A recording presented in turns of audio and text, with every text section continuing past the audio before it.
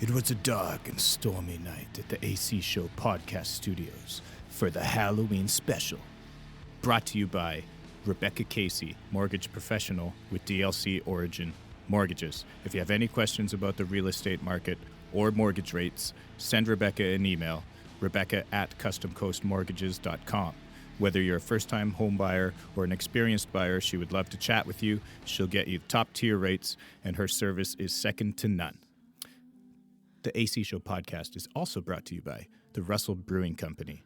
Russell's been around since 1995, keeping your whistles wet with their delicious craft brews. Head to russellbeer.com to check out the new fall lineup of beers and order yours directly to your doorstep from russellbeer.com.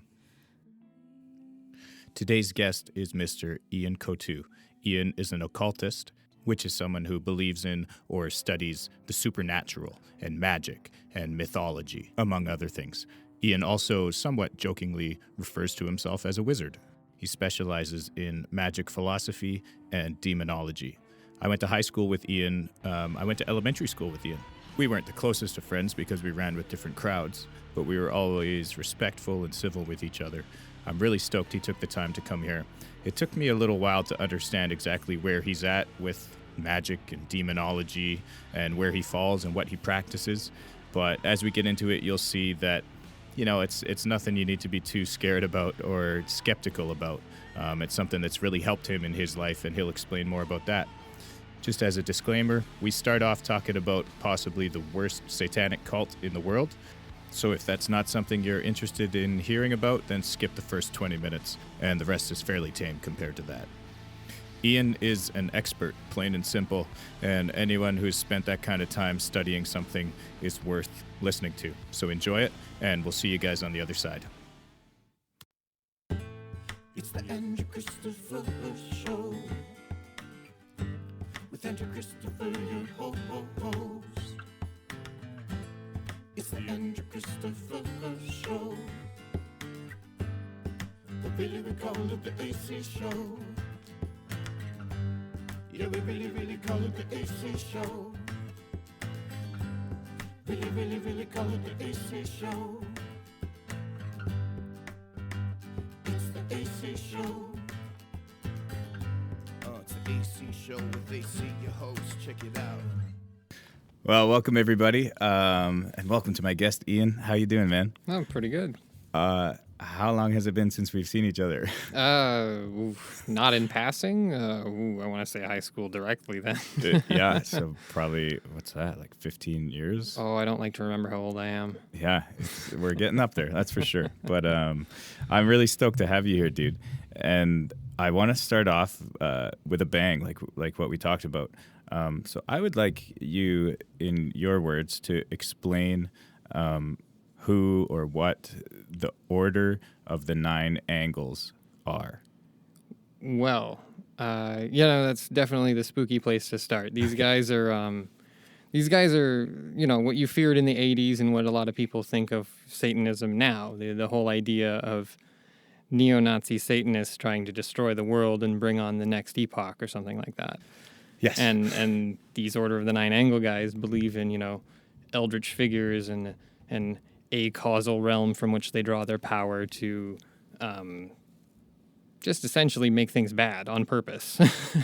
And what's the reasoning for them making things bad on purpose? Well, that differs with the groups. The Order of Nine Angles in general, I would say that their purpose is to essentially dissolve the world so that something can be created in a new image. Sort of. Hence the neo-Nazi term. Yeah, it's the basic apocalyptic figure, and it's still Christian, except instead of the Book of Revelations, it's them killing everybody. Yeah. So I was reading this today because I wanted this to be the Halloween special and it'd be kind of scary, and so I read up a little bit on the Nine Angles, and I was freaked out. I could not believe that people like this actually exist around the world. Now, I read somewhere that they're estimating it's less than 10,000 people. Oh, yeah, it's certainly not large. Yeah. It's certainly a lot larger than it used to be. Because of the internet. Yeah. I love the internet, and it's where I got a lot of my books. But in the same compendiums that I would be downloading, they had their own, and some of the books of the Order of the Nine Angles are in those. So because it was a compendium of everything occultic that you could get a hold of, it would have those texts in it, and it's got some other texts in it that are not nice words. But the idea with a lot of occultists is to learn everything. Right. So you know your enemy, or you try to understand some sort of truth even from the places you don't want to be. Because you were kind of saying that occultists, which would be people who kind of study, what would you even define an occultist as? I think I just keep with occultists, because there's some of them that, are very much believing and putting on their wizard hat and robes at home. And there's ones that are very academic. And then you've got figures like me that are like, 60-40 academic versus, believing in it, or just, thinking it's really cool. Yeah, totally. So these people try and study all different realms of the occultistness. I'm going to fumble with a lot of these words. And that's fine. That's fine. I will too. The otherworldly stuff and magic, and you look into all these different groups like the Nine Angles.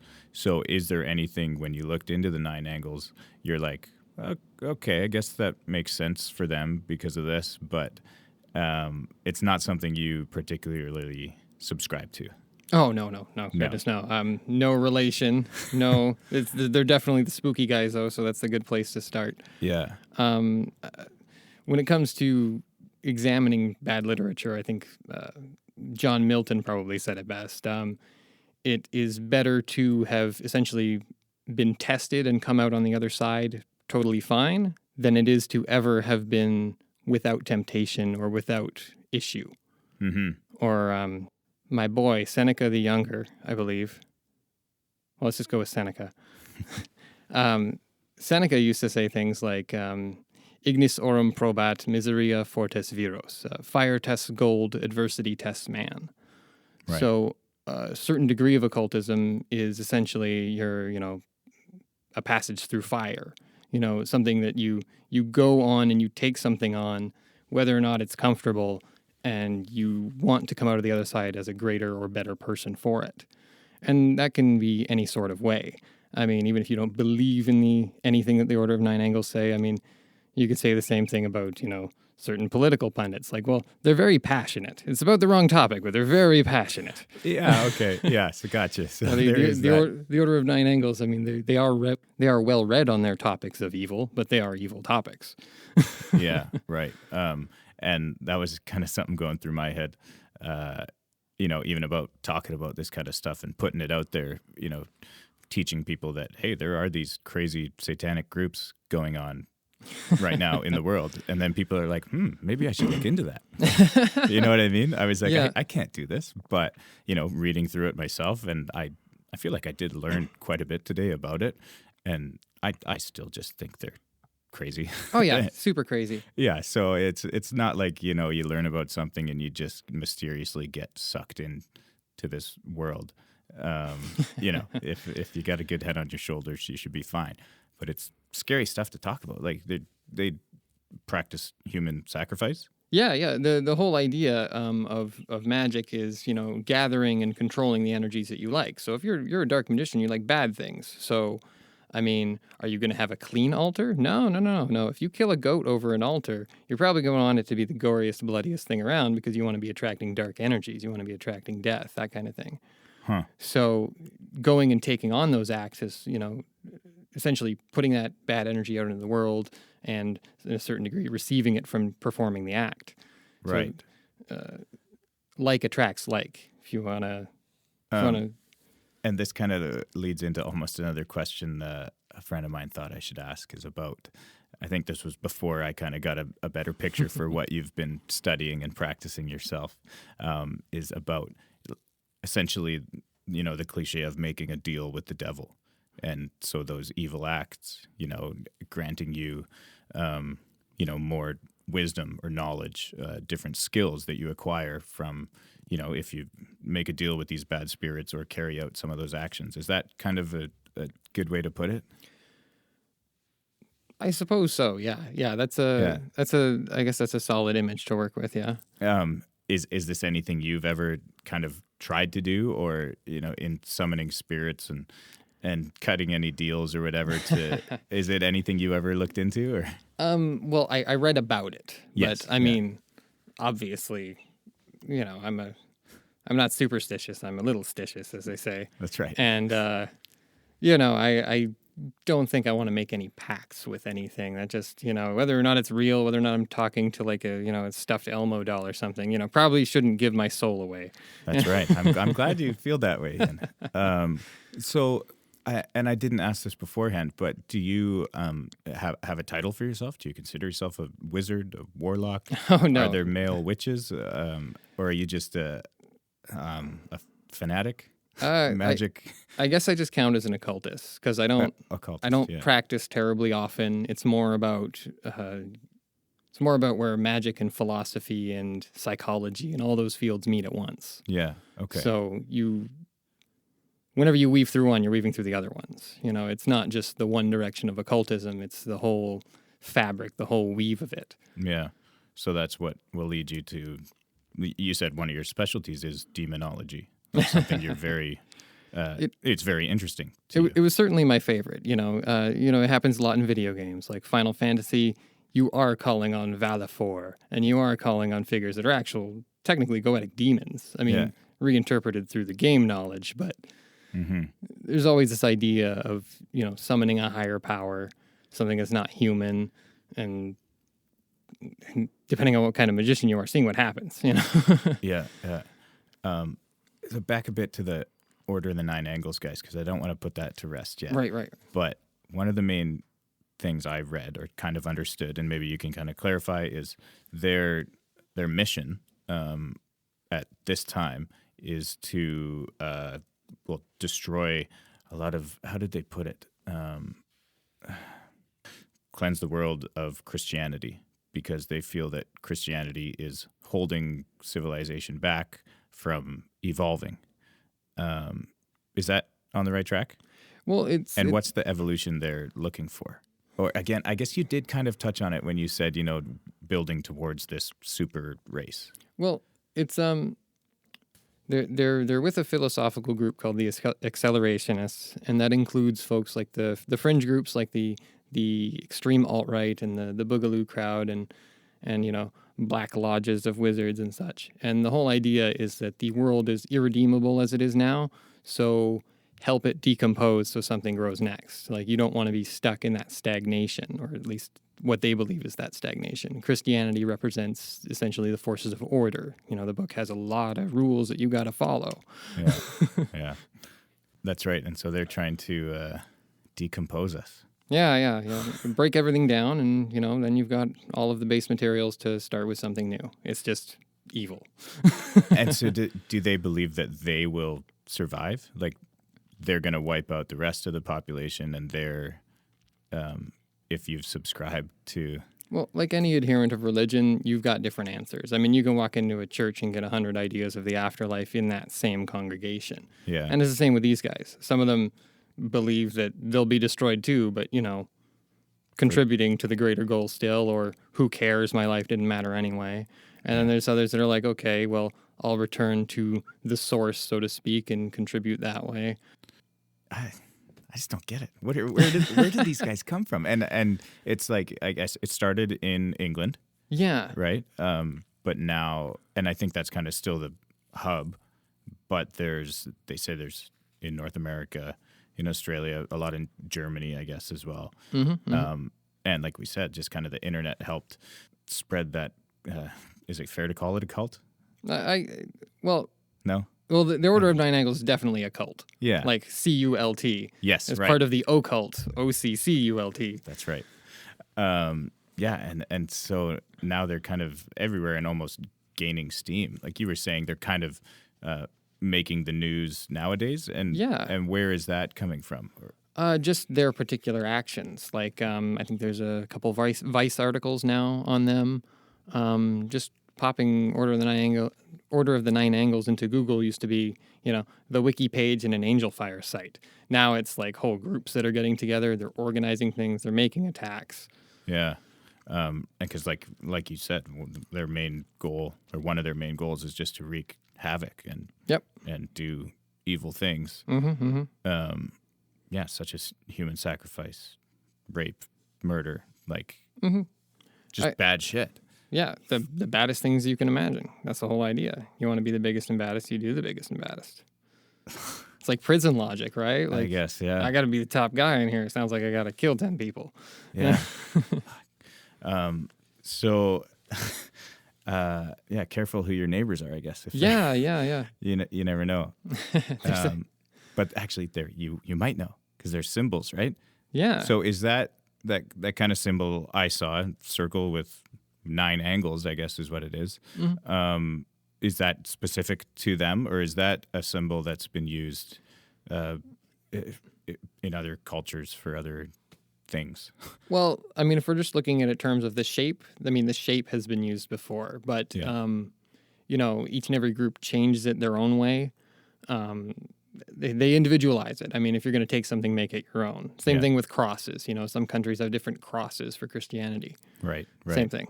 Okay, yeah. But so look up that symbol. And if you see that anywhere, just be slightly wary. Yeah. No, there's a lot of symbols that you'll come across, and you'll know what they are, but other people won't.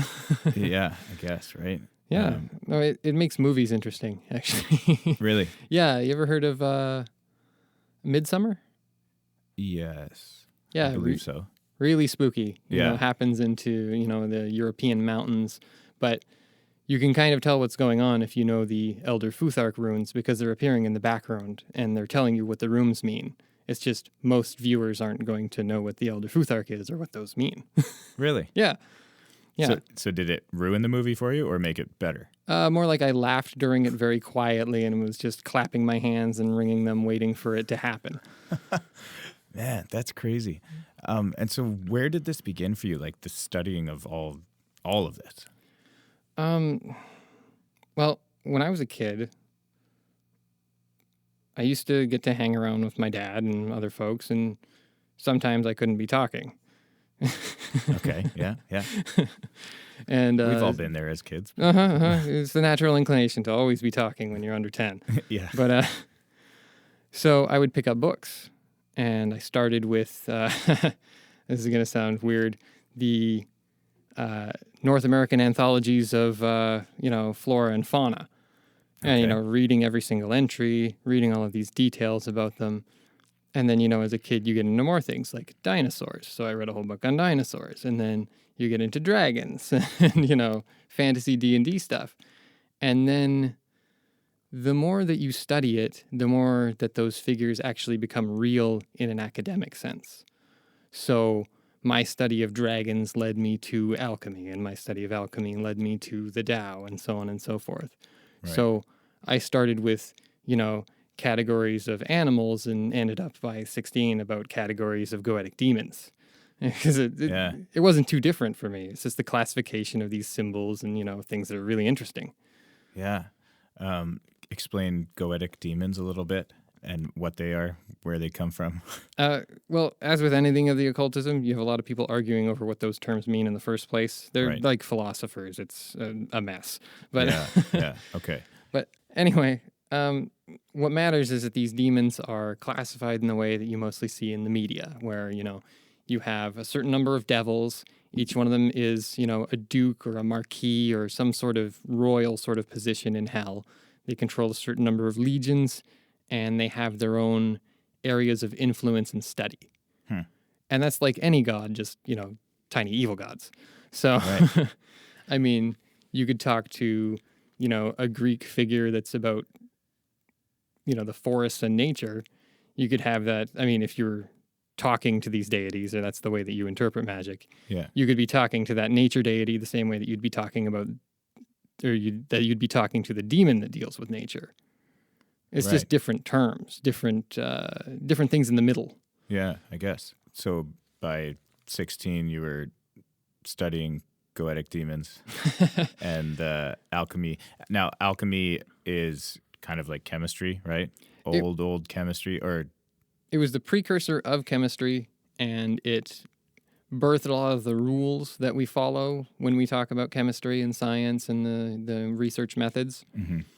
It's just they didn't have a strong understanding of what things were at the time, so it took on a different tone. So, And what were some of the main goals of alchemy? well, the main goal of alchemy was always to either attain permanent existence, whether that's eternal life or eternal spirituality or something like that, or to create gold from something lesser. Christianity has a very large ranking system of, gold is better than silver is better than copper, and so on and so forth. There's a medieval concept of the great chain of being, of which is literally listing them, and they're familiar, like, biggest, baddest cat. Right. Like the tiger, lion. Lion, Yes. right? Biggest, baddest bird, eagle. Yeah. It's easy, and those are actually directly from the great chain of being. Okay. Those are the leader of those figures. Yeah. But you say in Christianity, and I feel like we've kind of said that a couple times already. And so when you say in Christianity, gold, or this is laid out this way, what's kind of the precursor to that? Or why do you say in Christianity instead of like in... Mostly to cover myself as an occultist, because I can't really be speaking for other groups. Right. Okay. I got you. And And because majority of Western society is based around Christianity, is that kind of where it's coming from? basically, yeah. Okay. That's my field of study. But, if I say all magic is this way, somebody out east is going to be pretty peeved, probably. Right. Okay.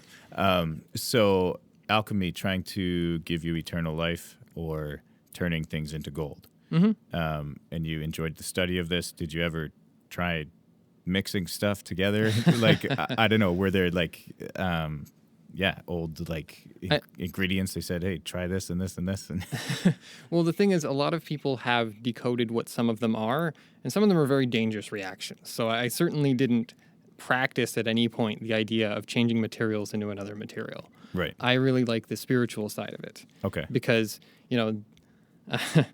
it's interesting because alchemists always want to say they can turn anything into gold. But the closer you get to them, the more you demand it of them, the less likely they are to be able to actually produce it in front of you. Mm-hmm. Because, you kind of can't turn lead directly into gold, at least with the technology we have now. And they break into more philosophical concepts from there. So if you can't literally move lead to gold, what is something that is metaphorically like lead to gold? Right. So... And that's leading more into the spiritual. Yeah. One of my favorites is Pontanus. It's called the Epistle on the Philosophic Fire, and it was mediating the problem of if you're changing something with fire, can it ever truly be pure?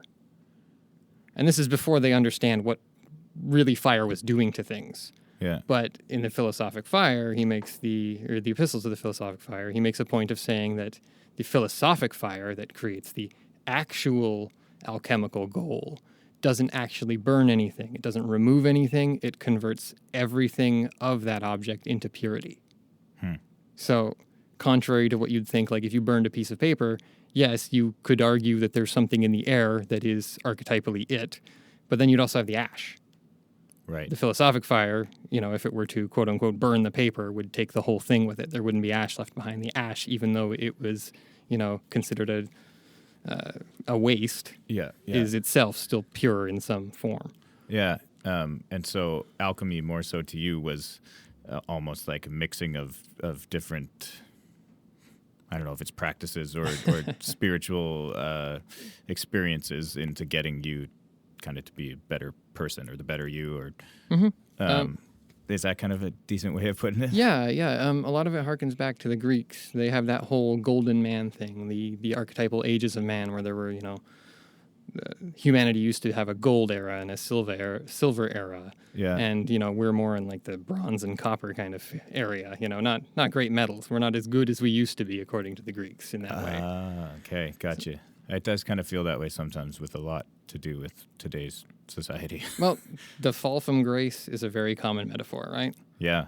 And that's what the alchemists wanted to do. The whole idea is, and you've probably heard this term, the magnum opus, the great work. Yeah. Working from nothing into the greatest work. And that had stages, and every stage had its own symbols. And I mean, that's things you can apply to your real life. There's actually a play called The Alchemist. Sorry, a book called The Alchemist. Yeah. And one of the more inspiring quotes from there is less about turning yourself directly into gold, but realizing that the attempt to better yourself is really what is making you gold. Right. Okay. Yeah. Yeah, man. So I can start to see how you were saying that magic is a lot of philosophy and, not so many answers or magic tricks, but just a lot of questions that kind of a lot of questions, Yeah. a lot of questions, and a lot of people just very boldly asserting what they believe about what they're seeing. Yeah. Which is not a bad thing. No. I guess it kind of falls along the lines of you got to have something that you believe. Yeah, So- you got to have faith, right? The George Michael song. Yeah, there you go. Now we're talking. So let's talk a little bit about some of this, some of the stuff. I hate to call it that because I know it's really important to you, but it's stuff. it's We'll stuff. go with stuff. The stuff that you brought with you. Yeah. Is there a deck of tarot cards there? Yeah. We've got the classic Rider-Waite tarot. It's the one you're going to see in most media depictions. Yeah. Um, And what do you personally use those for? I use those and the rune stones and very, very rarely the Ogham sticks for, magically speaking, it would be sortition or claromancy to illuminate my way forward. That kind of, metaphor. Yeah, and because tarot cards, it kind of reads your future? No. Well, each of them is symbols, and Okay. how you lay them out determine what those symbols mean. Yeah. A common one is past, present, future. You lay down 3 cards or 3 symbols of whatever particular type, Yeah. and you try to take a lesson from those symbols or metaphors. Right. So, But it takes someone who's kind of studied it to know what these symbols could mean or do mean. yeah, and there's a lot of people who argued about it. I have one tarot book that's a compendium of everyone else's beliefs, and it'll have, the classic Rider-Waite entry, and then 20 other entries of like what Crowley said about it, what Right. all other figures said about it, because none of these things exist in a bubble. No. And I should have asked this beforehand, but is there one we could do right now, or is that not something we would do? Okay, Where I would turn some cards and you could help me understand what they mean? I think we could give that a go. We're Yeah. probably going to have to edit around this. But, Yeah, we can totally do that. So for example, just draw 3 out of here, lay them down. Doesn't matter really. Just choose whatever. And so what are these right now? The stones? These are the rune stones. Rune the stones. Elder Futhark of the Norse. So I'm taking 3 of these. Just lay them down. In Okay. whatever order you want, upside down, whichever way. And is this something you would normally do with like a bit more intention? You know what I mean? Oh yeah. How magic works is entirely debatable, but the more modern attempts deal with the idea of manifesting your will. So a lot of it is focused on the idea of just concentrating on an idea, and that's Right. a lot of magic. I mean, there were more props and other things back in the day, Yeah. but nowadays it seems to be an intellectual practice as well. Like you're not just reaching out with your soul; you're dealing with the mind as well. All right. Okay. So I laid out my rune stones that I picked. Ian's going to help me decipher what they mean. Okay, so the first one on the far left is going to be your past. Okay. Bring Now- that mic a bit closer again. Yeah. Thanks, man. The one on the left is my past. Yes. Now I'm going to pronounce it terribly because I've never heard it by anybody that's super academic about it. But Raido, it's essentially the runes are all made with straight lines and either vertical, horizontal, or diagonal. Yeah. This is almost literally the letter R. Yes, I could see that in this one. And in that case, it refers to like the concept of a wheel. They talk about the cartwheel, contextually in Norse blah blah blah, but the idea is essentially like the focus of like movement and motion. So like a cartwheel, no moss grows on a tumbling stone, so to speak. Yeah. Okay. So, I mean, how do you think that applies to yourself? The idea of taking your energy, focusing it, and traveling. I guess, yeah, to do with my past, kind of just rolling with it, right? Like not focusing too much on what's happened. There's been a fair amount of negativity that I should move forward from, and no moss on a rolling stone. So just keep moving past it. So I guess that's kind of a positive one, maybe. I think that's how I would interpret it anyway. And I swear I heard like a wheel squeaking in my headphones as you started talking about that. Now, if you think about that, like focusing your energy forward, you got the current situation. That symbol here is Pedro. Not Pedro, Pedro. Gotcha. Yeah. And it represents a dice cup. You can kind of see it as an image there of like a dice cup spilling over. Mm-hmm. And it's, chance, fortune, uncertainty. Yeah. So, your past into your present is focusing your energy, and you're in a bit of a gamble, so to speak. Mm-hmm. And that brings you to the last one. This is a symbol of fertility and sort of like the household. So that's Got essentially a very fertile household. I'll tell you that. Yeah. It's essentially a symbol for family. Okay. Cool. So, I mean, these three symbols would argue that you had some struggles, but you focused, you took some chances, and now you have a strong family. That's actually pretty accurate, I would say. Exactly. Even some of the kids were kind of by chance. We moved past a lot, I would say, to do with my daughter Lily, who passed away, kind of got through that, and Jamie and I took our chances, had a family. Yeah, it's pretty cool. And so is this something, so with these stones anyways, do you do this weekly, monthly, or just kind of... One common one that very lazy magicians like myself do is draw 3 in the morning like that, or just pick up one. Like some people have little calendars, have an inspirational quote every day that you peel off. Yeah. And magicians before that, and now, they have their draw one stone or draw one card. See what you need to focus on today. What's something you should keep in mind of to be a mindful and good person. And it really does leave just a lot up to your interpretation and your thoughts, and it's kind of a way just to force you to think about it. Yeah, okay, you pulled the family one. What does that mean? It's because my family's kind of falling apart right now. We got to focus on that, that could mean a million different things to you. And it's think if it was reversed.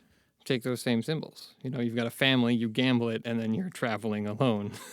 Yeah.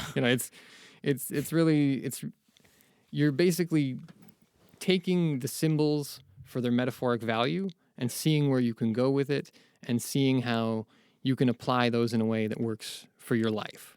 Gotcha. Yeah. That's good. Nothing scary about that, right? Yeah. And you've got other ways to go with it too, because that's drawing 3 to essentially, in that sort of situation, the rune bag is the liminal space. You don't know what's happening in there. You're drawing from like the emptiness of the void or space and seeing what symbols come out under the idea that, something in the universe is directing those symbols to you. Oh, yes. Okay. I got you. What about something like a Ouija board? Do you have much experience with this? Not particularly. Not a Ouija board in particular. Yeah. I mean, I've got shirts with Ouija boards, but nothing fancy. Ouija boards, they actually have a strong relation to the very real religion of spiritualism. Yeah, and you were explaining a bit of this, that spiritualism is quite a big religion that somehow kind of got swept under the rug. Well, the whole idea is that after death, the dead stay around and they continue to better themselves and they continue to hang around the people and places that they like and better them too. Mm-hmm. So it's not unhappy for, and I'm sorry if this touches, but for example, if you were to have the the grief of losing a child. Spiritualism would argue that that child is continuing to grow and learn in spiritual schools with like other spirits that are still progressing in life. It's just a different layer. And it really blew up in Canada and America during the World Wars because there was a lot of death. Oh, okay. Yeah. That makes sense. There's a... Just move the mic a little bit closer again. Yeah, perfect. But yeah, people were dealing with a lot more death at the time. So spiritualism probably was very comforting. Yeah. The idea that, yes, you do have family members that are still there. They're watching over you. They're, and that can be taken in any direction. Say you find a book that reminds you of somebody who passed, and that brings back an emotion or something that helps you grow or focus or just feel better that day. Yeah. You could argue that that is your, the spirit in some way affecting you or dealing with you in a positive way. Yeah. Right. And we've used it very, very commonly in media as a bad thing. The whole idea of don't contact the other side. It's always bad. None of them are good. And we have movies literally called things like Ouija and, yeah. the whole idea of you're always contacting something bad. So in terms of that, is that anything you've had any experience with, reaching out kind of to the other side or know people who have? Is it something that's interested you? Have you studied or? I've only studied it in passing. Yeah. I've tried my hand at a few rituals though, because it's always fun to try, even if you go into it knowing that, like, wholeheartedly believing that there's no magic going to happen. Yeah. It's still an interesting experience to try. Yeah. So, what's one of those rituals you did try, anyways, even if nothing came of it? Or one of the simple ones is the use of a pendulum. mm-hmm. So you lay out a sheet of paper, you put a whole bunch of different lines on it, and you associate some sort of meaning with them. You could write them in, you could put symbols, any sort of thing that you kind of want. And then you ask questions, and you see where the pendulum ends up. And scientifically, everyone's going to argue that, it's very small movements of the hand that do it. And that might be true. Yeah. But the idea is that something else is putting their force into it. And since the pendulum is already in motion, it's a very small amount of energy that is needed to change its direction. Right. Okay. And so this pendulum is so sensitive that, it's swinging back and forth evenly, mm-hmm. and then something will not stop it, but change its direction? Yep. Over time, if you hold a pendulum in place, Yeah. like with your arm, Yeah. it will eventually change position or start swaying in a different direction. Right. And the argument there is that, if it ends up going into a quadrant of those lines there that says, death, Right. watch out. Yeah. Yeah. Okay. And eventually, it swings along one of the lines that you've drawn, Mm-hmm. and that's the symbol you're kind of looking at. Either the line or the space between lines. Right. Like those little paper things when you're a kid. Yeah. Yeah. Totally. Gotcha. And so I've tried to have some contact with my grandfather. Okay. Yeah. He had the same birthday as me and died on both of our birthdays. So I feel like a strong connection with him. Yeah. And, I kind of wanted to see if I could, get a hold of him, see what happens. Yeah. And no luck so far, or was there an experience that you felt a bit closer that may have kind of worked, or? Well, it's always straddling that line between, like, am I provoking this position in myself, or is it coming from elsewhere? Yeah, but does that matter? Yeah, really, right? Yeah. So, I spent some time thinking about my grandfather, thinking about questions, and my wife was helping me out with this, and I asked some questions that are fairly personal. I won't get into them, but Mm-hmm.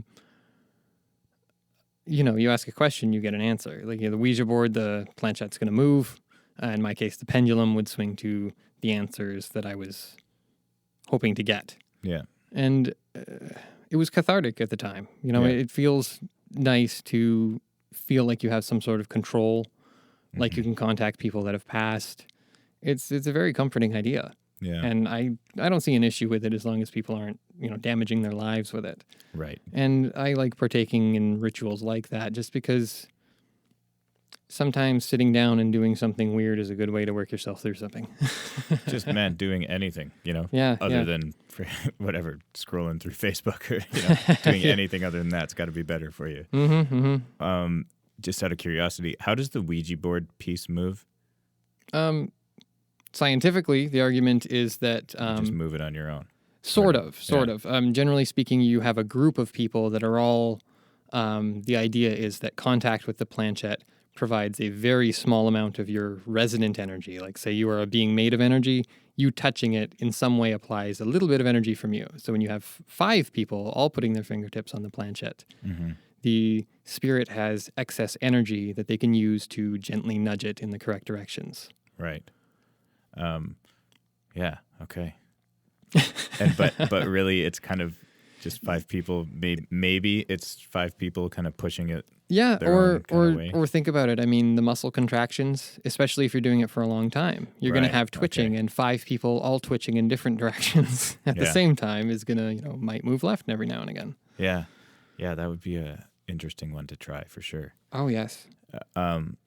There was one story you kind of started to tell me, and I said, "Oh, let's talk about it on the podcast." I forgot the name of the mirror that you said. Oh, the scrying mirror. Scrying mirror.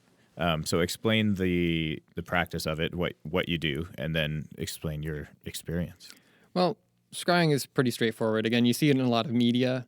The wizard or the witch that has a little pool of water in their evil place, and they, look through it to see the protagonist going through and shake Right. their fists. Yeah. And it takes millions of different forms. Like divination, scrying is one of the most varied of magics, because literally everything, if you try to apply a meaning to it, could have a divinational value. So the Greeks loved watching birds. If the eagle landed in the tree, you might take over that city with a few more weeks of siege. Yeah. And you've got, dark forms too, like, well, okay, I say dark. That's just the modern thing. But some of them were through animal sacrifice. Right. You prepare an appropriate place and you open up a goat and you see how the organs fall, and how those organs fall in the literal capacity of where they land if they're on something that is to determine that. The shape of the organ, like if it's an unhealthy heart in this goat and you had a heart-related question or an emotion-related question, that would change the answer. That's why they sacrifice animals sometimes. They Yeah. use, that's crazy. Yeah, and animals Just to see are... how the organs fall out. Well, that was their particular way. Yeah. And I mean, there's much politer ways, of course. Again, you'll find them everywhere, even in Christianity. Yeah. How many Christians have you known or theoretically heard of that start their day by opening the Bible to a random passage and reading it and considering how that affects their day? Mm-hmm. And quite similar. I guess, yeah. Without the That's blood that has a term. That's bibliomancy, literally book magic. Yeah. Oh, there you go. And that's used in some magical groups, and that's what I mean. Part of the reason I love magic is that it's everywhere. Yeah. You knock on wood, you do any of those superstitious things, you're essentially performing magic. Yeah. I guess, and that's the thing, is so many people, myself for sure included, when you hear magic, you just think of, okay, let's see some magic. What are you going to do? Because until you actually look into it and study it and see kind of the bigger picture and the philosophy behind it, you don't really understand what magic is. Yeah. I guess it's just like freaking anything. Yeah. Unless you actually study it, you don't understand what it is. Yeah. So I feel like a lot of people, again, like myself, who hear magic, or that you're into magic, it's like, oh, okay, so what do you make appear, or what do you make disappear, or what do you blow up, this kind of thing, Yeah. Seems to be a much rarer form of magic if it did exist. Yes, right? Yeah. Anyway, so back to the scrying mirror. Oh, yes. We were doing. One way of divining is to use a reflective surface. And one of the ways within that is to blacken out a mirror. Mm-hmm. So that when you stare at it, it's not a pure reflection. In theory, it should be a stark reflection of what the other world is. And I mean, physically, you're seeing a distorted image of yourself. It's playing on the light in a certain way. And you're essentially interpreting that. You're taking in what you're seeing with it when you focus and you spend your time thinking about that goal and seeing what turns up. Yeah. And how did that go for you? How long did you sit there, and what was going through your head, and how was the experience? That was actually on this. One of those was on the same night where I was, trying to contact my grandfather a little bit. Oh yeah. And I stared at it for quite a long time, and I thought that, in the little light blip that was a distorted version of me, I thought I saw something over my shoulder. Yeah. And that was, I mean, it's very spooky to experience, of course, but when it's somebody that you know, it's a little more calming. Mm-hmm. So I thought that it was fairly comforting to think about the idea and perform a ritual in which I focus on my grandfather and my connection with him, and what it means to have him pass and what he would think of my life now. Yeah. Yeah. And that's what a lot of divination is when it comes to the dead. Yeah. Yeah. It's, I had a few people approach me actually and asking or saying they know someone who, if you want to, try and get a hold of Lily Jean, or however they worded it, I know this person, or have you ever thought about trying this? And a lot of them have actually, most of their ideology is, well, I don't want to say cribbed from, but it shares a striking number of similarities with what spiritualism believes. Yeah. So a lot of those folks are drawing on the same concepts and practices. Yeah. So you'd be familiar with spiritualism to a certain degree if you've watched, the the Long Island Medium, Right. Yes. Okay. And it was certainly very different back then, and still is different now. Yeah. But it should be familiar. Yeah. And so there was quite a few people who've kind of said something like that over the 7 years now that she's been gone, and I haven't felt the urge to try any of it yet. I don't know if I will, or if that's kind of just part of my journey, or where I'm at right now, that I'm just not feeling the need to try it. But well, that's part of the reason I sought it out. Like, everyone's trying to sell you something, and we have all sorts of media that, depict the very real reality of, charlatans, or people that are very, very observant and good at cold reading you, and, seem to know unknowable things. Mm-hmm. So I figured, well, if anyone's going to be doing it, it may as well be me. I'm not going to lie to myself if I see something in a mirror. Yeah. And so you brought with you from Breaking Bad. Yeah, it's a statue of Santa Muerte. Right. And now, is this to do with spiritualism as well? No. Completely unrelated. This is technically Catholic. Oh, okay. Right. Because it's a saint. It's Saint Death. There you go. And for what figures that the Catholic Church would deem irredeemable, that is their saint. So you might not be able to pray to St. John or, Mary, or to other figures, but you can go to Santa Muerte because she loves you anyway. So prostitutes, hitmen, cartel guys, any figure that, still wants to associate with that sort of imagery and spiritualism, that's their way to do so. Yeah. It's a way to reconcile that they're still dealing with their religion without necessarily infringing on something that, they could themselves even view as sacrilegious. Okay. So is it the person themselves saying, I shouldn't go to church and pray to these saints because I know that I'm sinning, or I know. If you really talked at length, those figures probably wouldn't like you. Yeah. If you've, killed 10 people, you're probably not going to have any favors with, St. George. Right. But okay. Santa Muerte, is okay with that. I mean, not telling you to go do so, but she's there for you. To hear those sins or things or whichever way you want to deal with it with, religion. Because, I mean, all Christians and Catholics have their own ways about things.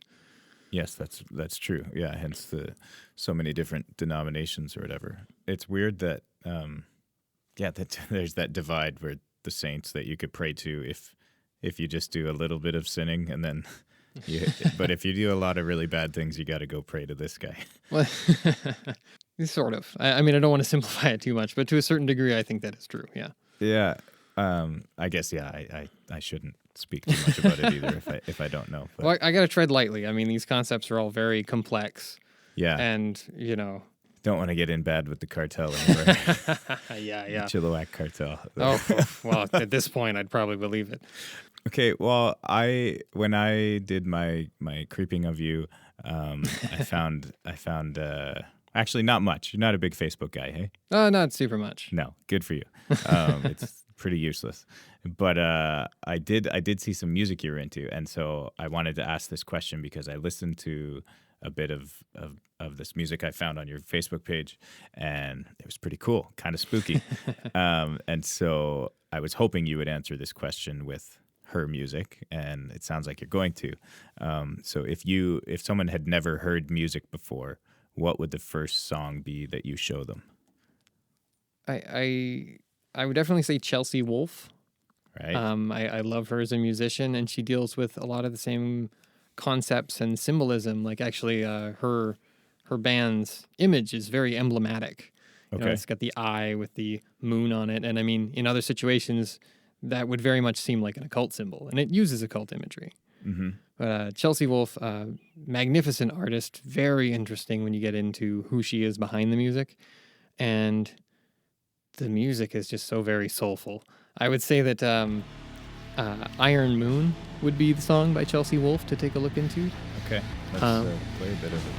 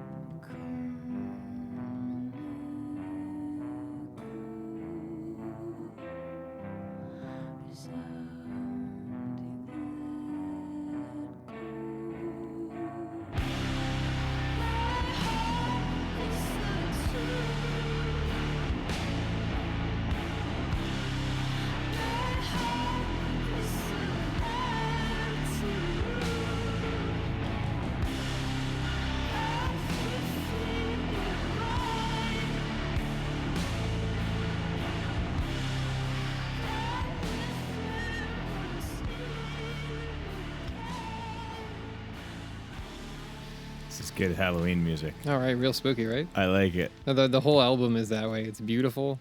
Yeah. And seeing her in person, like I don't want to, take too much of your time with the musical side of this, but her music is great, and seeing her is a very magical experience. And I mean, she does play with that imagery. You may have to edit it out, but do you mind if I talk about anything that's sexual in the imagery? Yeah, go for it. It's fine. Yeah. Okay, well, one of the images that Chelsea Wolfe uses and used on stage when I watched her one of the times, was, I'm not sure how to describe this shape. The vagina? Yeah, basically. That's the image we're going for. It's a very, I guess if we're going to be academic, it would be a very yonic image. Okay, yeah. And at the top was a very bright moon. We know the man in the boat that's at the top of there. Yeah. And at the bottom, you've got the alternative. If the top area is the power, and the other area is the void. Yeah. So, and between some of the switches between the songs, you had the moon descend to the bottom, and essentially that's like an image of. We have things like the snake eating its own tail. The idea of the contact between these two forces, and the sheer power, like the big bang, no pun intended, of the connection between those two symbols within the same metaphor. Right. So you're seeing, you're seeing metaphors that are very much magical on stage while she's playing music like this. Yeah. And she's so intense that I don't know if you saw it when you were creeping my Facebook. I watched her lay down with the guitar, curl over it, and play with her teeth while screaming into it. Really? Yeah, it was frightening and powerful. And Yeah, I bet. Yeah, I'd have to check her out next time she comes to town, maybe. I've seen her every chance I can, actually. Yeah? Yeah. Yeah, that's cool, man. And then the other band I kind of was talking about was this Mammifier? Mammifer. Yeah. Mammifer. Yeah, yeah. Sorry. Yeah. They include a lot of spiritual elements, and a lot of their music is either infused with or drawing from certain structures of magic, I would say. Yeah.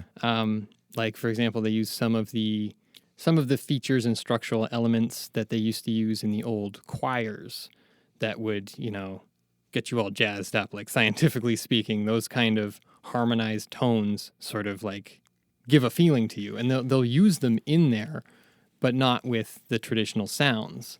They'll mix Right. the music with the essentially magical elements of song and make something out of it. Yeah. That's crazy, man. And it's all, I feel like a bit over my head until you really experience it. And Well, I mean, would you agree? It's hard to understand it without experiencing something like yeah, that. yeah. I kind of feel like a super nerd talking on this. Like Yeah. I finally get to flex all my big words, but I don't know. Yeah. I apologize if they're not accessible. No, that's totally fine. not- Man. You nerd out if you need to. Yeah, That's yeah, fine with me. It's not that I'm asserting anything or No, dude, it's stuff you're passionate about, and I really admire that about you. That anybody who knows this much about anything, like you've put your time in. Mm-hmm. Now, can we talk a little bit about? Well, I would think the time in your life when you learned most of this. You kind of said you almost locked yourself up. Almost a bit of a hermit there. Oh, well, quite literally a hermit. Yeah. I mean, my home life is complicated, and I developed kind of we'll just call it OCD. It's obsessive compulsive disorder. Mm-hmm. And, I would deal with, the locking of portals. My mother had an aneurysm, and I was completely alone in my house for the first time, so I wanted to make very sure the door was locked. And it sounds absurd. But when you Right. focus on the stressful ideas of like, what if somebody comes into your house while you're gone for the 2 hours of the day that you're actually gone? Yeah. And then you end up checking a door for an hour and scarring your hand. Like, yeah, you were saying because you turn the handle so many times or turn the lock, like, To make sure it was fully locked or for whatever absurd OCD reason at the time. yeah, and you would cut yourself. Your hands would be. Yeah. It was mostly bruising, but and it eventually that formed callus. Like this area is completely rough. Yeah. And it's just from twisting the bolt lock on the other side 100 times to make sure that it was right. Yeah. And so during this time you were studying, reading books. Well, Was this a time where you practiced a lot of magic or? I'd say it was my most active period because at that point I was delving right into the lesser key of Solomon where you get all those goetic demons. Yeah. And- What's the lesser key of Solomon? Well, Solomon's the biblical figure that Right. A lot of groups very much like him. I know the biblical story isn't necessarily that Solomon's the greatest guy for his entire life, but the whole idea is that he had a complete control over magic and spirits and figures like that. So occultists are naturally pretty attracted to that. Okay. So you have a lot of things that are associated with him, like the seal of Solomon, the keys of Solomon, Mm-hmm. and they were all, a sort of appeal to authority. Right. And so you were studying quite a bit of this. Yeah. And then practice. Like, what were some of the practices looking like back then? Well, you can't really practice goetic magic very easily, not directly, because it's highly regimented. Part of the reason that it's so popular and so available is that it's a full instruction manual. You need to have a saber of this length with this inscribed on it, with this color handle for this specific job. And if Yeah. you want to do a different job, you got to have this specific object of this length, of this sharpness, with this inscribed on it. And Solomonic magic is typically very Christian. So a lot of these things start by calling out a certain number of the 100 names of God. So you would, cleanse your space to make sure that it's pure. And then you would, depends on the magician here, whether you're or not, God is the intermediary between you or your will is in some way interacting with God or these demons. Yeah. So you would, you start off with, in a lot of cases, the names of God to purify, sanctify the place or draw forth those energies. And then you could pull a demon from there. But the thing is, I did not have the time or money. And I mean, where do you even get a robe these days? Yeah. You can't practice magic without a robe, right? No. But there's much more accessible magic that thankfully was developed in later years by much lazier people like myself. Now, during this time, how long are we talking where you would consider yourself that you were a hermit? I would say basically 16 to somewhere in my 20s. I don't want to pin it down exactly because I'm not entirely not a hermit now. Like I don't hang out with many people. Yeah. I mostly go hiking.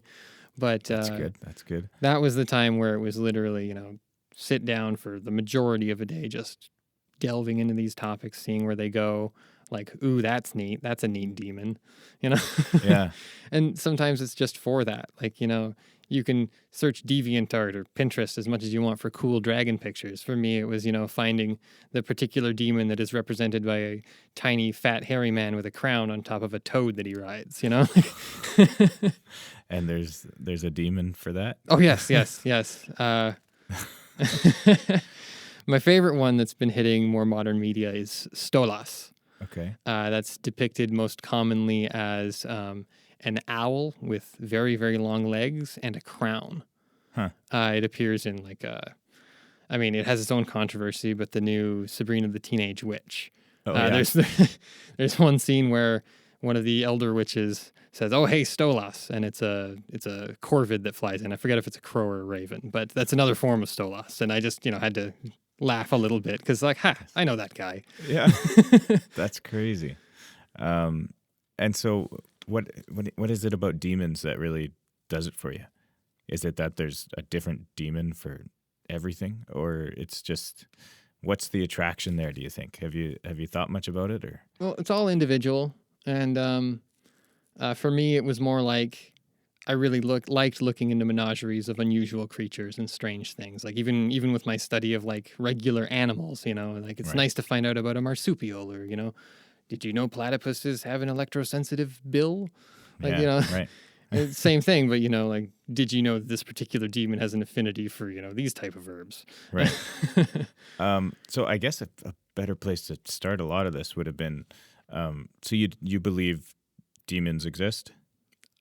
Again, that's more of like a middle ground. Like I wouldn't assert that any of these things for sure exists in a tangible interactional sense. Right. But I do believe that there is a function to doing rituals, to focusing your thoughts on certain ideas, and sort of making it work for you in a way that you like. And that could include demons in those rituals and that kind of thing. It was, people want to associate it with Satanists and, all sorts of dark things, but it was very much Christians that primarily called on demons. And it was sort of like a status symbol.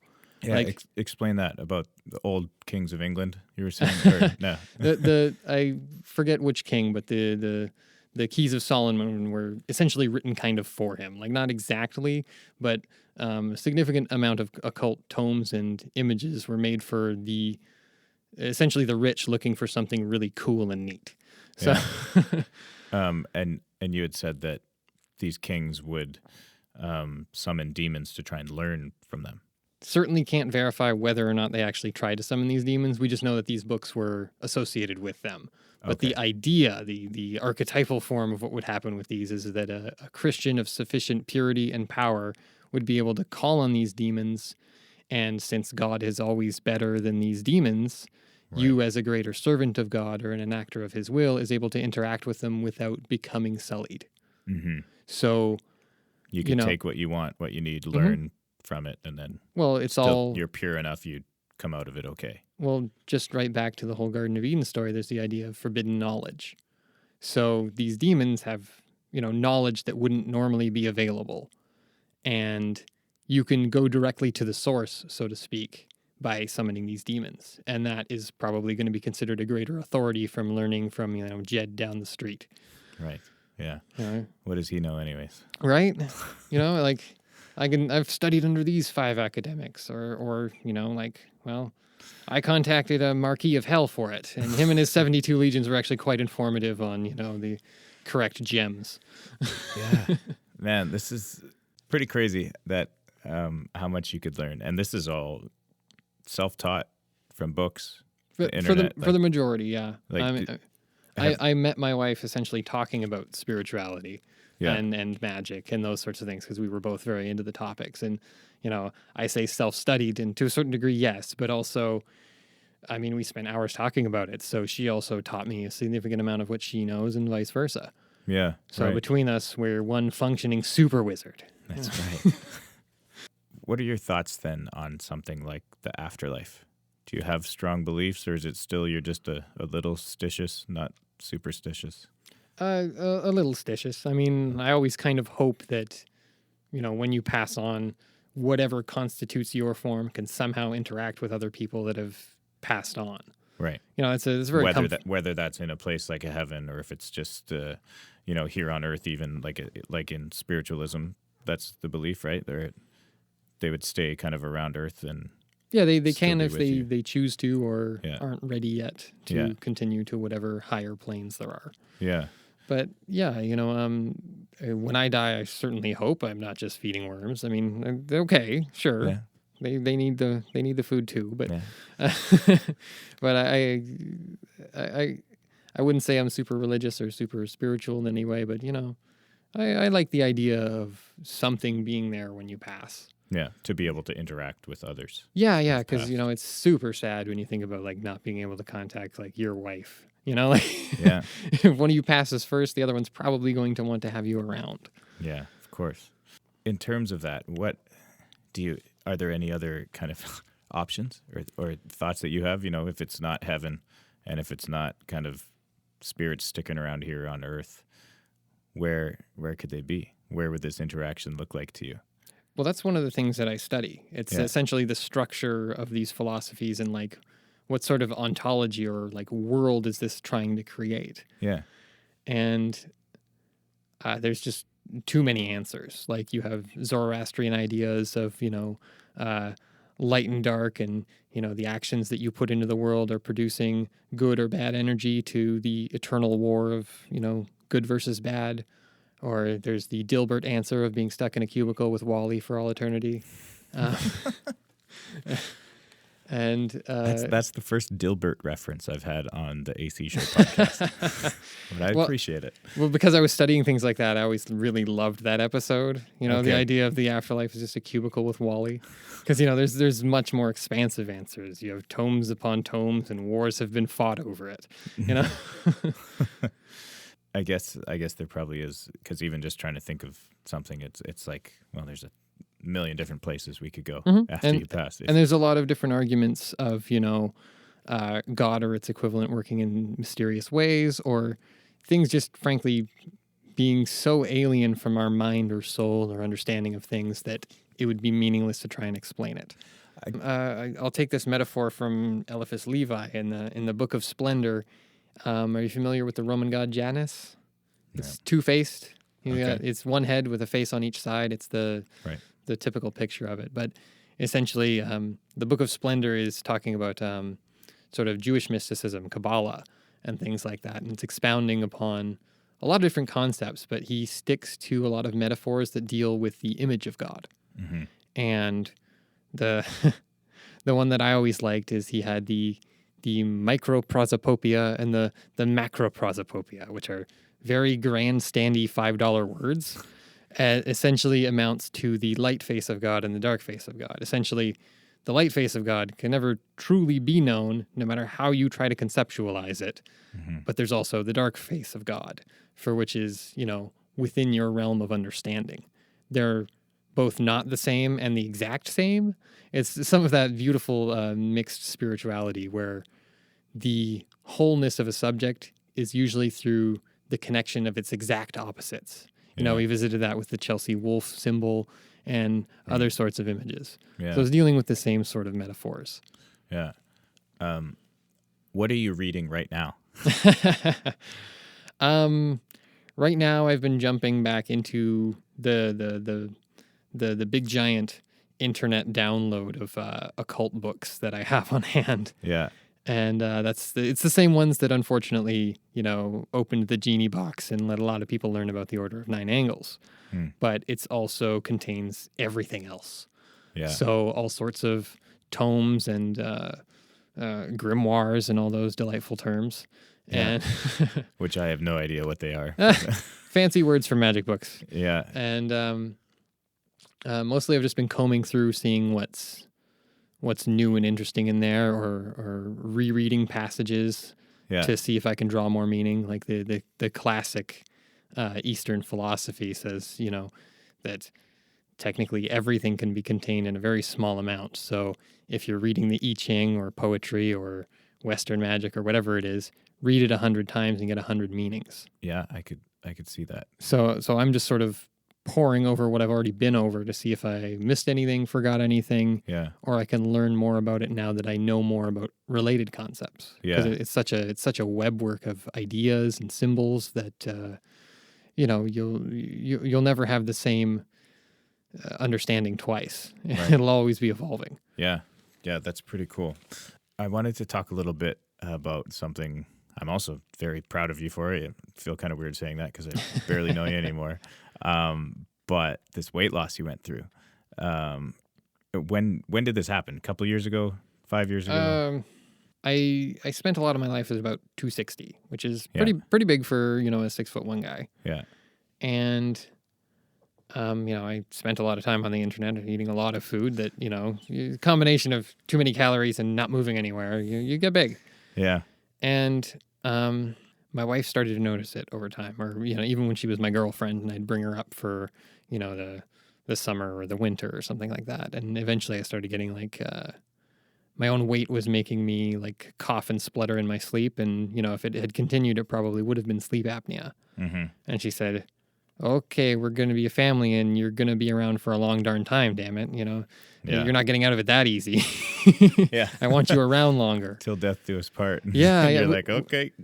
we actually have a little music box that is Till Death Do Us Part with dancing skeletons, actually. Yeah, nice. Yeah, whatever works. But yeah, so, the idea was to be around longer, to be healthier, to, if you're going to be in a relationship, be in the longest and healthiest one you can. Yeah. And, everything's related. Part of my study of ritual was to get rid of the OCD and stagnation that was keeping me in my house and reading all the time and having these problems. So part of the weight loss was applying philosophy and magical concepts and the junk I've been talking about this whole time to see what I could do to help me. Because that's what I knew. If I know magic, if I'm going to find a magical way out of, my OCD, everything looks like a nail when you're a hammer. So... Yeah. I studied what people thought ritual was, and some of these sources are very colonial, but a lot of them say that ritual has a lot to do with anxiety and releasing it, and obsessive compulsive disorder is very anxiety based. So if you can do something that reduces your anxiety, why not? Yeah. And that's mostly what I do with practice as well. Like, it's not necessarily that these runes are telling me the actual universe, but the idea that I'm consulting something, the idea that I know these concepts, they're familiar to me, and I'm going through something that I've done repeatedly before. Mm-hmm. It's comforting. Yeah. So I would use rune stones and tarot cards to just sort of, I guess, break the little mental cycles that happen. Yeah. And then you started applying some of these same thoughts and practices to weight loss stuff. Yeah, sorry. I guess I went about that roundabout. A little bit, but we're getting back there now. Yeah.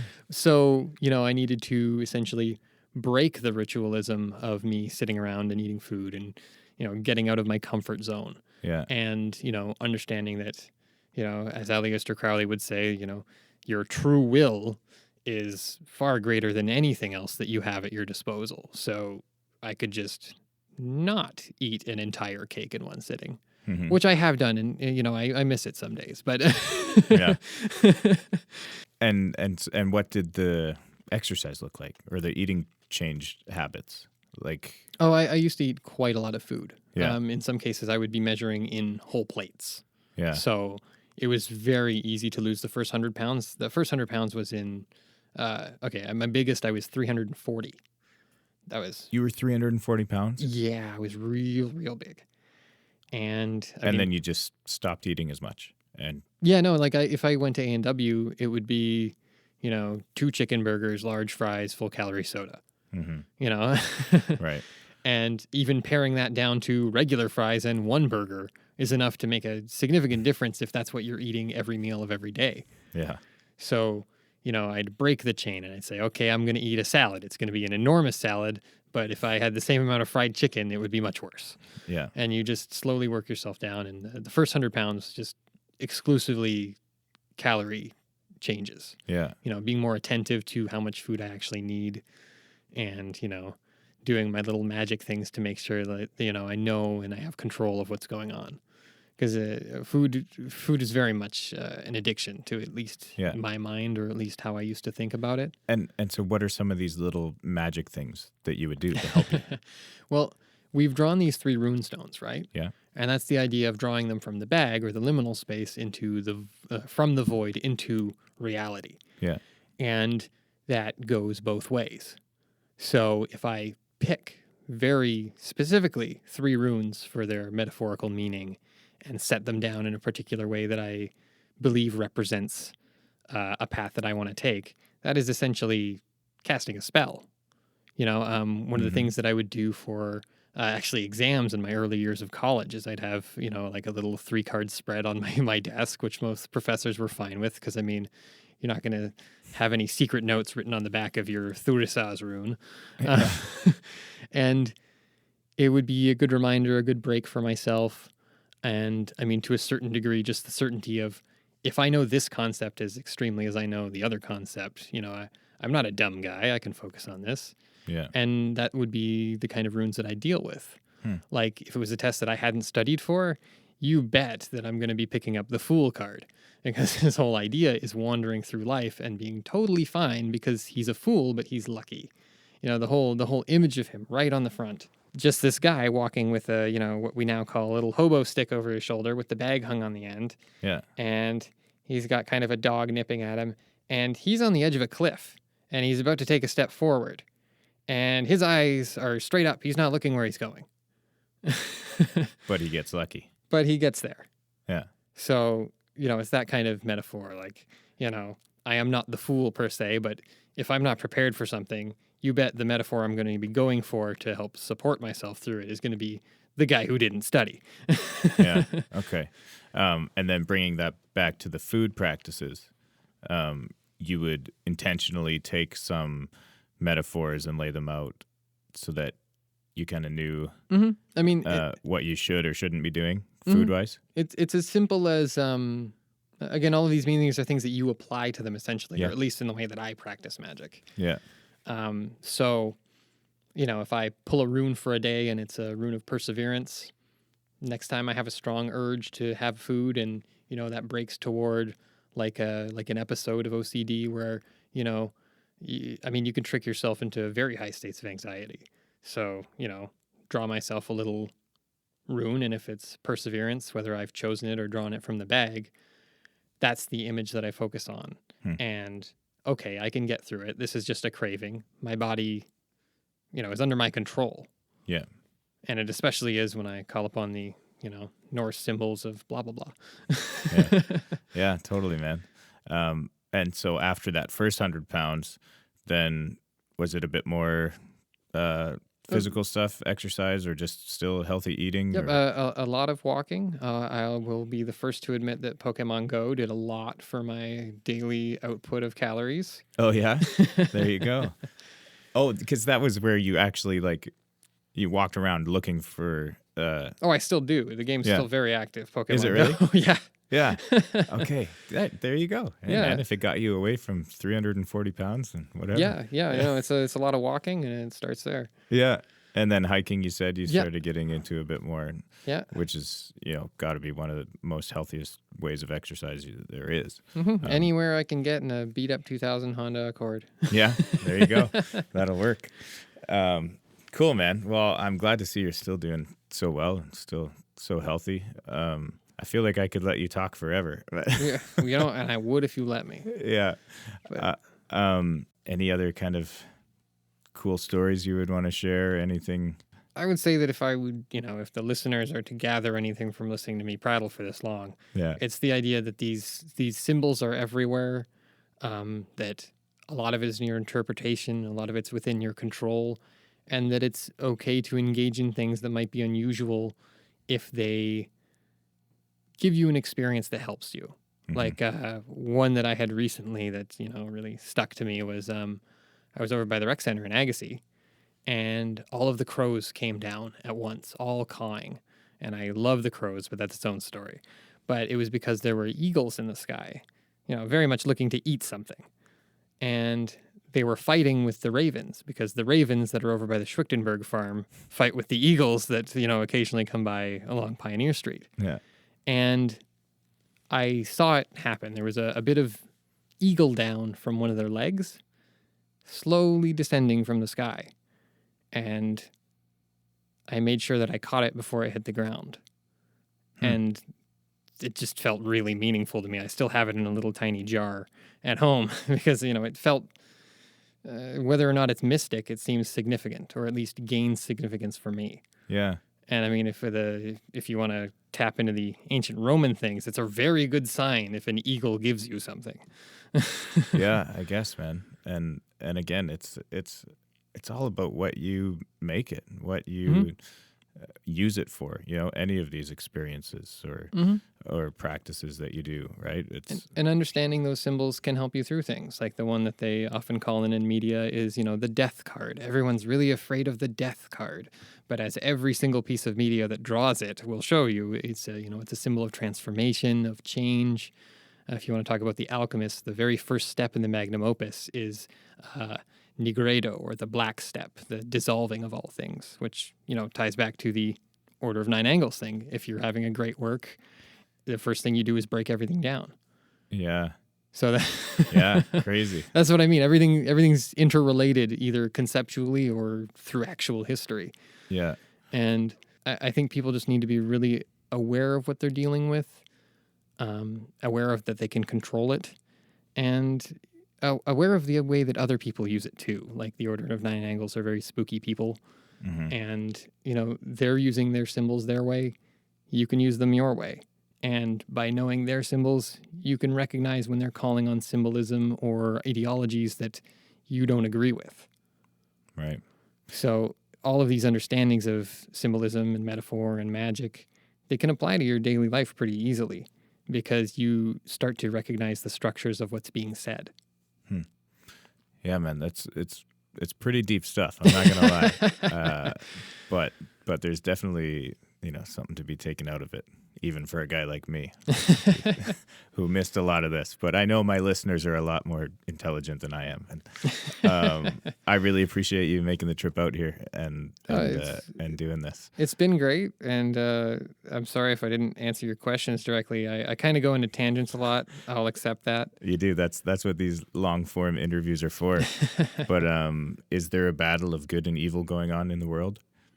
Could very well be. It could be. That's what some figures argue, and you take what you want from it. So in my case, I very much do believe that what you put out into the world is important because that is the energy being exchanged.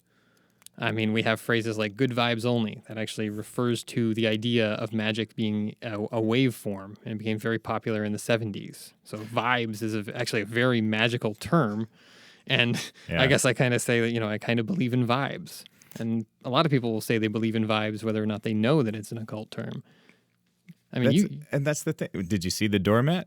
Oh, was that what it was? The doormat that you walked in on says "good vibes only." Well, there we go. You have magic on your doorstep. Well, and I guess that's the thing is the cliche that magic is all around us. Like, that's where it comes from. Obviously, it's a cliche for a reason, and because it's the truth, right? When you actually delve into what magic is, what it means, like what you're saying, the symbolism and metaphors. And to follow the same metaphor of vibrations and waves and everything, it resonates. There you go. That's where it comes from, because you got to remember that even harkens back to the ancient Greeks, because the whole idea of music and waveforms and organization is the harmony of the spheres. The idea of the planets moving around in perfect harmony being a representation of the universe being in perfect harmony. And it's music as a metaphor the whole time. So we've been using that one a long time.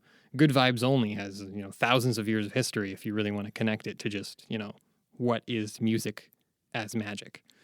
Yeah, jeez, man. There's so much here to unpack. I'm going to have a hell of a time editing this one. Oh, my apologies in advance. No, yeah, and more so just trying to listen back and understand, and because I get little glimpses of it in my little peanut brain here, and I'm like, that makes so much sense now. You know what? So thank you very much for coming on the show. Thank you for letting me prattle on that long. It's great, man. I think there's a lot there that a lot of people will enjoy. And if there is a battle of good and evil going on in the world, I'm glad to see that. I'm pretty sure you're on the good side. Yeah, I know. I mean, I'm not, for the most part. I'm not going out to be evil. I mean, I'm not a perfect person, and that's part of the imagery and the idea of, approaching towards gold or whatever your spiritual purpose of betterment is. Yeah. I'm not always going to be the best person. Hopefully by the end of it, I will be. That's right. But in the meantime, I'll just try to do the good that I can. And that's what makes you the gold, though. Right? Exactly. It's that's the work that you're doing. It's the journey, right? It's not the destination. The journey is the destination.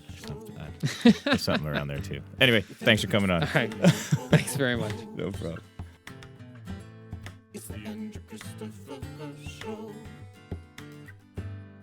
But really we call it the AC Show. Yeah, we really call it the AC Show. Really call it the AC Show. It's the AC Show. It's the AC show with AC, your host. Check it out.